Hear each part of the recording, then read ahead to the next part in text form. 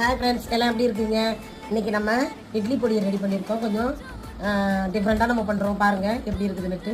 பார்த்தீங்கன்னா வேர்க்கடலை போட்டிருக்கிறோம். வேர்க்கடலை ஒரு கைப்பிடி அளவு, கொஞ்சம் பூண்டு வறுத்து போட்டிருக்கோம், காஞ்ச மிளகாய், கடலைப்பருப்பு, துவரம் பருப்பு, அரிசி, வெள்ளை எள்ளு, இங்கே பாருங்கள் வெள்ளை எள்ளு, அதாவது கொஞ்சம் ஜீரகம், ஒரு ஸ்பூனு ஜீரகம், கொஞ்சோண்டு வெந்தயம், கல் உப்பு வறுத்து வச்சுருக்குறோம், உளுத்தம்பருப்பு.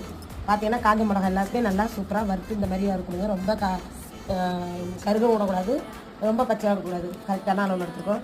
கொஞ்சம் ஒரு கட்டி பெருங்காயம் வறுத்தாங்க போட்டுருங்க. அவ்வளோதான் இதில் போட்டிருக்கிறோம். இதில் எங்கே இருக்காங்கன்னு தெரியல, பாவங்க இதை அரைச்சிட்டு வருவோம்.